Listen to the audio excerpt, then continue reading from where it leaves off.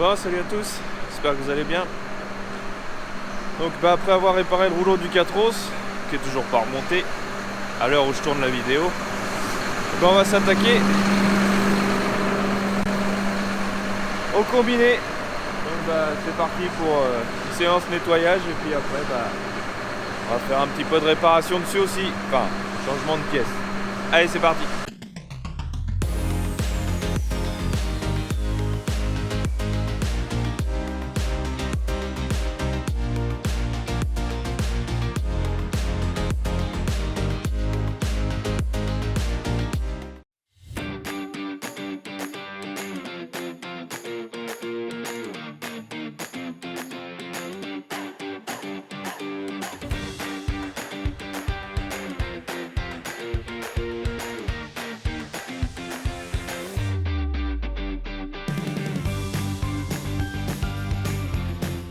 Bon, vous avez vu la petite séance d'attelage.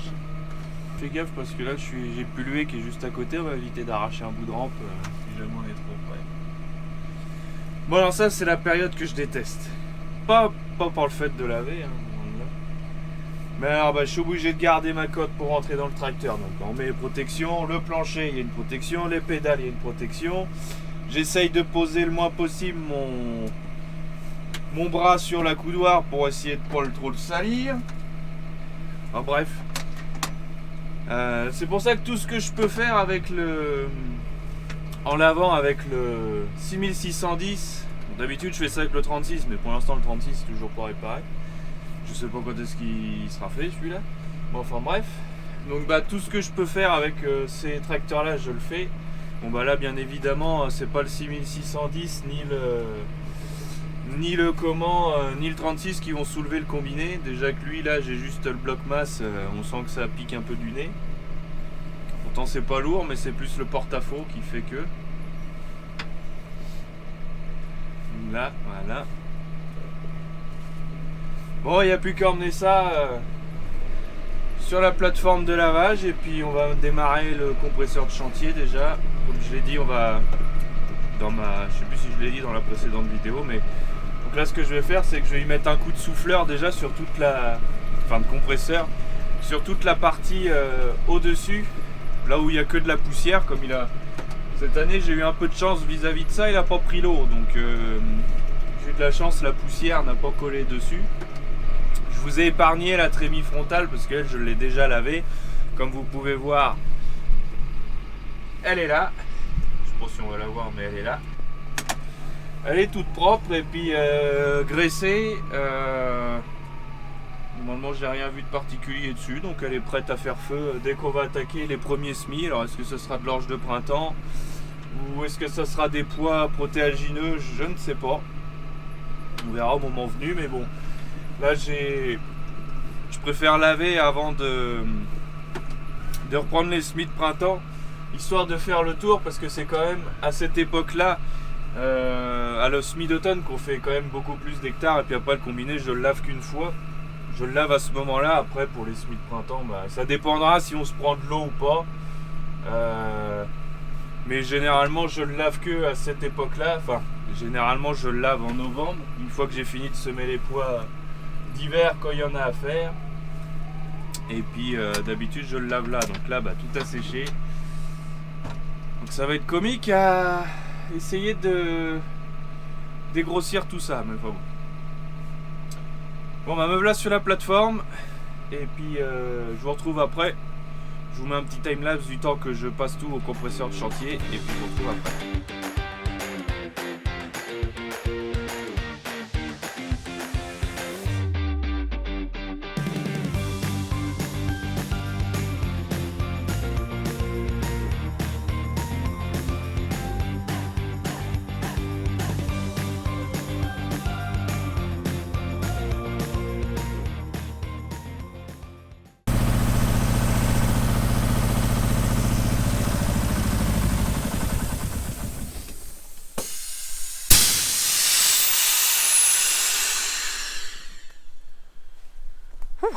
Bon voilà, donc ça c'est fait, donc le plus gros retiré. Ce que je suis heureux comme tout, c'est que le dessus de la rotative était propre. Puis bah j'y suis marché avec mes bottes. J'en ai foutu partout, mais bon c'est comme ça. Là va falloir après que je nettoie un peu la plateforme parce que commence à y avoir un cubage de terre là-dessus. Va falloir que je laisse ça trop longtemps. Bon. Donc là, vous avez vu que j'ai soufflé déjà dans un premier temps. J'ai soufflé aussi l'arrière du tracteur. Je l'ai fait grossièrement. De toute façon, j'y reviendrai quand je ferai le tracteur. Mais pour l'instant, j'ai pas l'intention de le faire. Vous voyez bien l'état de la cour. Je vais pas m'amuser à les nettoyer pour dire à ça, ouh youpi, tout propre. Et puis après, vous voyez les jantes. C'est juste le fait de rouler dans la cour, quoi. Donc, ça sert à rien pour le moment. Donc ça c'est fait. Maintenant je vais me mettre à laver. Enfin avant de laver, je vais sûrement taper au marteau un petit peu le rouleau packer. Donc vous avez vu aussi, je mets le casque anti-bruit. C'est le minimum quand on fait du zinzin qui est là, parce que ça fait le bruit du diable. Ça me fait penser aux premières voitures sans permis là, mais sans silencieux, encore pire. Donc bon voilà, il n'y a plus qu'à.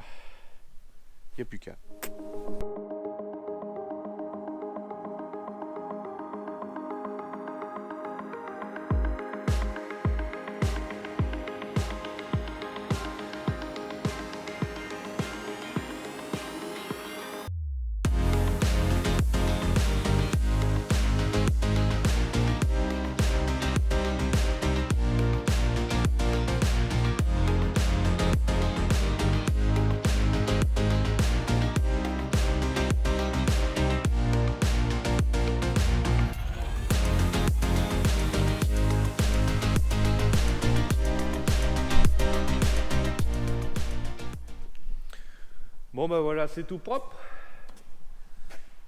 Ça a quand même un peu plus fière allure comme ça, même s'il était pas sale. Bon là il est encore mouillé, c'est pour ça qu'il brille bien. C'est pas le fait d'avoir mis un savon magique ou quoi dessus. Là c'est vraiment le fait qu'il soit encore humide, il va sécher durant la nuit. Comme ça moi ça va me permettre demain de le graisser. Et puis on va attaquer. J'ai une pièce à changer dessus que j'ai en stock, donc je vais en profiter pour la faire vu que la pièce dessus est usée maintenant. Donc c'est une pièce d'usure, c'est pas une pièce qui a cassé ou quoi, c'est une pièce d'usure, c'est un consommable. Donc voilà, c'est pas une casse comme on a eu sur le rouleau du 4 os, pas du tout. Donc on va se retrouver demain et puis on va faire ça tranquillement parce que on va pas y en avoir pour longtemps, enfin j'espère, mais normalement ça doit pas être très compliqué à changer. Et puis il me restera à nettoyer les efface-traces. Donc les efface-traces c'est ces pièces là. Je sais pas si on va bien voir avec la lumière qui est juste au-dessus. Donc les efface-traces en fait comme leur nom l'indique, ça efface les traces. C'est pas plus compliqué que ça. Donc en fait on les met derrière les roues des tracteurs, il y a des supports sur la herse rotative et puis ça vient gratter un petit peu de terre derrière les roues pour en remonter un petit peu pour limiter les traces, les passages de roues, qu'on voit les passages de roues, étant donné que nous on n'a pas pour réputation et puis on n'a pas l'envie, puis c'est complètement inutile dans les terres de mon patron, je précise bien, comme toujours parce qu'on sait jamais, de faire piocher la herse rotative comme un fou, à part user, nous c'est tout ce que ça nous fera pas gagner des quintaux à la fin. Donc en fait la rotative va travailler sur grand maximum ça de profondeur. Donc faut quand même être capable, malgré que le tracteur soit bien chaussé en pneumatique, donc des 900, faut quand même être capable qu'il efface un petit peu les traces. Mais bon, généralement les pneus sont gonflés ils doivent être à 1 kg, en moyenne à 1 kg, donc ça marque pas tant que ça, mais quand c'est bien humide ou quand c'est sur du labour justement, comme la terre est vraiment friable, là le tracteur s'enfonce, donc c'est là qu'il faut faire travailler. Donc non seulement on descend d'un cran la herse rotative, mais on descend aussi les efface-traces au maximum de façon à ce que puisse remonter un petit peu de terre. Donc je vais avoir ça à laver. J'ai vu que j'avais perdu un boulon sur un efface-trace qui tient un soc. Donc bon, j'aurai ça à remettre aussi. Puis normalement on aura fait le tour. Voilà, donc bah là on est en fin de journée. Moi je vais rentrer chez moi, hein, je dors pas là. Donc bah sur la vidéo on sera le lendemain.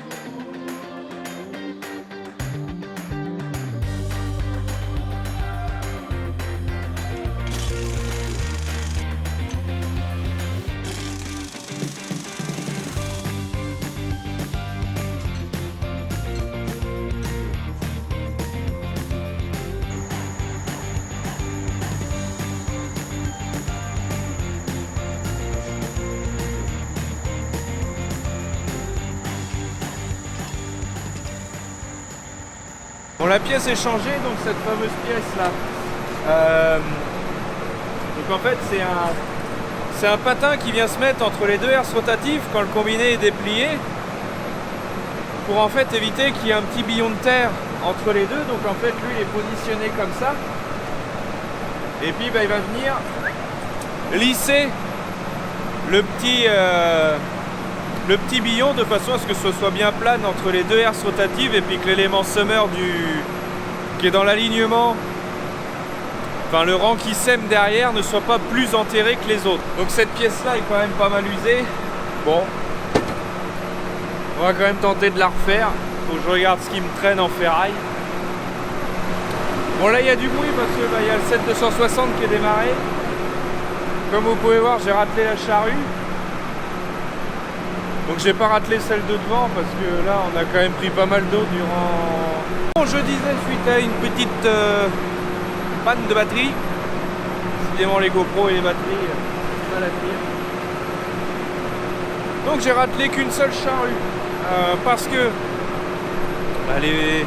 pendant les fêtes il est tombé quand même pas mal d'eau. Là où je vais c'est de la bonne terre,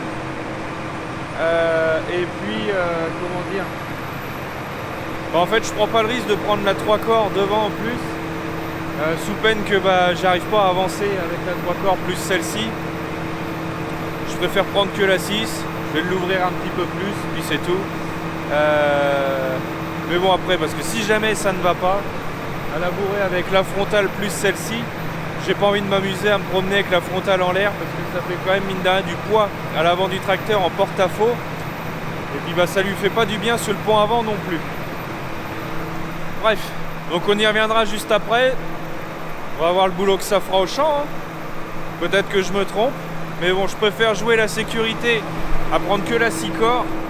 Comme ça au moins je suis sûr de mon coup, je suis sûr que ça va y aller. Là on se retrouve au pied du combiné, donc lui ça y est, prêt à faire feu maintenant. J'ai changé donc le patin du milieu comme vous avez vu.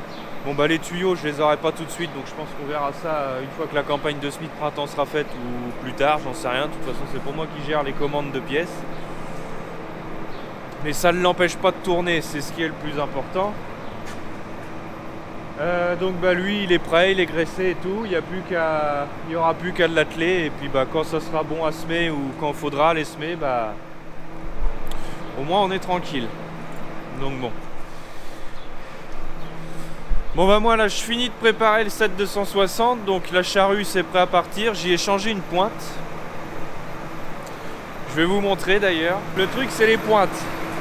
Bon, les pointes que Grégoire font sont pas trop adaptées pour ici. Parce que vous voyez, en fait, le carbure qui est devant, donc ce qui est censé garder au maximum la pièce pour user moins, casse.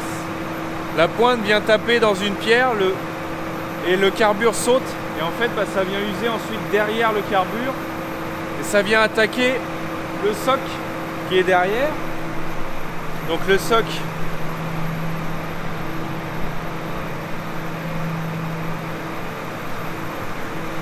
Le soc, c'est cette pièce-là.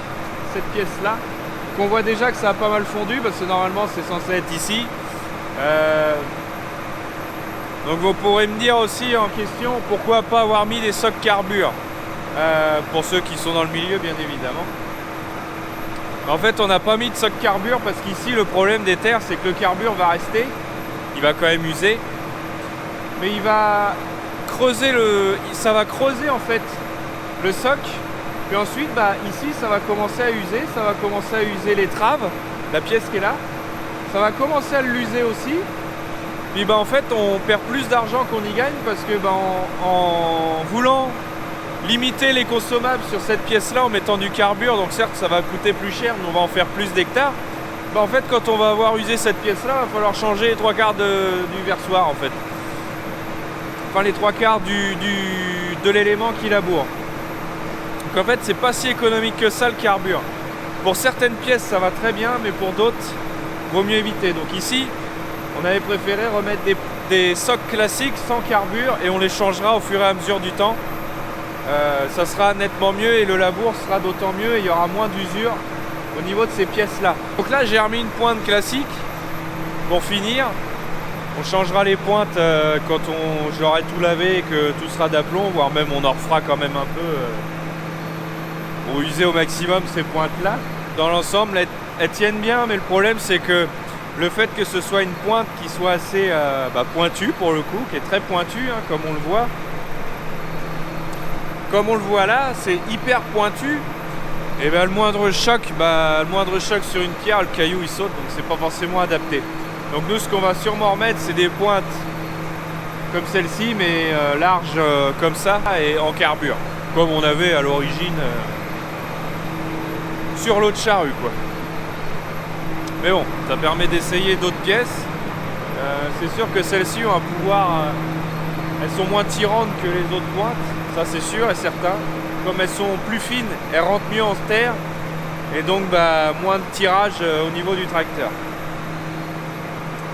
Enfin bon, je finis de préparer le tracteur, donc là il faut que j'y fasse les carreaux, la cabine, parce que là c'est dans un état, la cabine est propre mais je préfère renettoyer. Je vais faire ça et puis on se retrouvera au champ.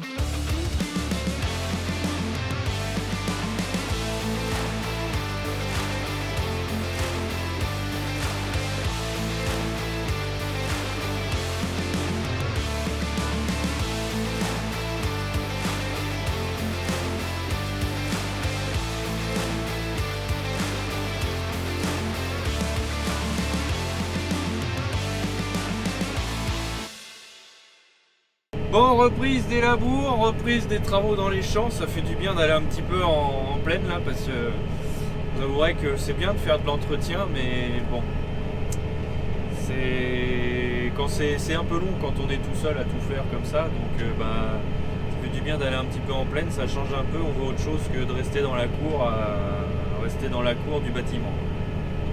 Donc bah là je suis parti à labourer. Donc vous avez vu les images au drone, je laboure uniquement avec la 6 corps comme je l'ai dit juste avant de partir au champ. J'ai bien fait de ne pas prendre la 3 corps, hein. J'avais des doutes au début, hein, comme je vous l'ai montré avant les images, mais au final j'ai bien fait de ne pas la prendre. C'est quand même assez humide, quoi. On le voit derrière, je sais pas si on voit, bon ça lichette un petit peu par endroits, c'est des ronds, sinon c'est de la bonne terre qui se travaille bien. L'avantage aussi là que je peux aller dans les champs maintenant, le gros avantage surtout c'est qu'en fait on a pris comme technique, c'est qu'une fois qu'on va passer des cultures de printemps, on va semer un couvert, mais on va pas travailler le sol, on va pas passer les dents, on va pas passer ou repasser un coup de 4 oses pour détruire le couvert. Le but c'est de limiter les travails du sol au maximum justement pour que le sol soit plus dur en surface pour pouvoir y passer, pour pouvoir labourer à cette époque de l'année. Là on est le 26 janvier, donc ça me permet de pouvoir passer à cette époque avec beaucoup de pluviométrie qui est passée sur les champs aussi. Et puis derrière de faire un boulot plutôt propre parce que ça ressort quand même de la terre assez saine. Malgré ça, le tracteur là est à pleine capacité en charge moteur. Ma consommation, j'en parle même pas parce que là, elle a grimpé comme pas permis. En gros de mon petit 20 litres à l'hectare en consommation, là je suis plus proche des 30 que des 20 quoi. Mais bon, c'est normal aussi, c'est humide, donc faut comprendre qu'à un moment donné ça consomme un petit peu.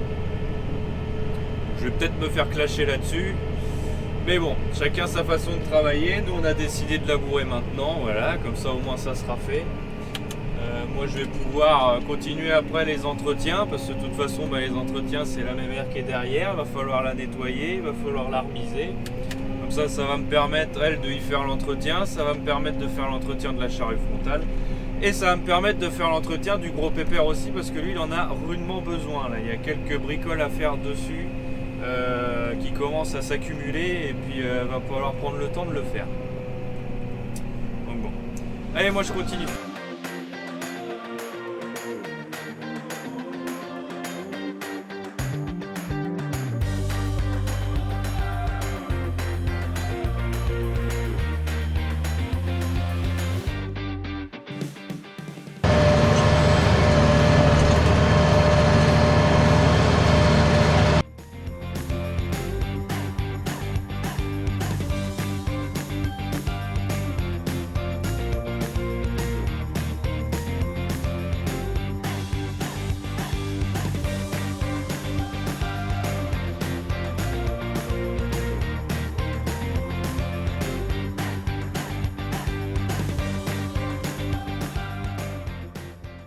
Bon, nous voilà quelques jours plus tard. Je vous refilme la fin de la vidéo parce que on me voyait pas, il faisait nuit. Puis dans le tracteur, je vous avoue que j'ai oublié d'allumer la lumière de la cabine, donc à part entendre blablabla, mais dans le noir, c'est pas très intéressant. Donc là, on est quelques jours plus tard. Comme vous pouvez voir derrière moi, la charrue est toute propre, donc je l'ai lavée. Ce matin, donc j'ai graissé la charrue, j'ai tourné quelques pièces d'usure sur donc les 4 premiers corps. Les 2 derniers sont un petit peu moins usés, donc je pense que je devais la faire piquer un petit peu de trop de l'avant. Donc il faudra revoir un petit peu mes réglages quand je m'en resservirai. Il faut que je fasse vachement gaffe à ça, parce qu'une charrue qui travaille plus d'un côté que de l'autre, les pièces vont user plus vite les unes que les autres. Donc là actuellement elle est graissée aussi. Et puis ce que je suis en train de faire actuellement, c'est de mettre du gras sur les versoirs, donc sur les lames des versoirs, pour justement limiter la rouille, étant donné qu'elle va retourner elle également dehors. Pour le moment, il n'y a pas de place. Je tenais aussi à dire un petit message là-dessus. Vous voyez bien derrière moi le hangar, hein, tout est plein. Les outils, je sais, ça fait mal au cœur de les voir dehors, c'est dommage de les laisser dehors, mais le problème c'est que derrière tous les pans de mur qui sont ici, il y a du grain. Donc en fait, c'est à dire que en ce moment mon patron déstocke un petit peu, Il y a des camions qui arrivent, il y a des camions à charger et tout ça. Donc en fait, s'il faut tout s'amuser à rateler, tout sortir, tout dételer, tout re-rateler pour re-rentrer, ainsi de suite comme ça, c'est de la perte de temps. Donc c'est sûr que dès qu'il y aura de la place dans le bâtiment, comme ici, là on va pas tarder à faire le traitement de semences des pois. Les pois derrière vont sûrement pas tarder à sortir. On va avoir 2 travées de libre, ça va me permettre de rentrer le matériel qui est dehors. Et ça sera un bien aussi. Mais il faut comprendre que même si le bâtiment, comme vous pouvez voir, il est quand même relativement grand, voire même très grand, c'est difficile de rentrer tout le matériel dedans, sachant qu'on stocke toute la récolte de l'année, voire comme le lin qui est derrière moi, il y a 2 années de récolte. Donc ça prend énormément de place. Donc il faut aussi comprendre cela. Voilà, donc c'était le petit aparté vis-à-vis de la place du bâtiment et des remarques que j'ai pu avoir jusqu'à présent en me disant que c'était pas normal que le matériel restait dehors ou que c'était dommage. Donc je préférais faire un point là-dessus. Donc bon. Sinon, récap de la vidéo. Donc vous avez vu un petit peu le lavage du combiné et un petit peu leur misage très léger. Je suis désolé, j'ai dû mettre la caméra un petit peu de côté à ce moment-là parce qu'il fallait absolument labourer.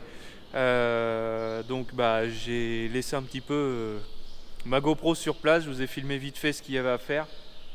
Et puis voilà.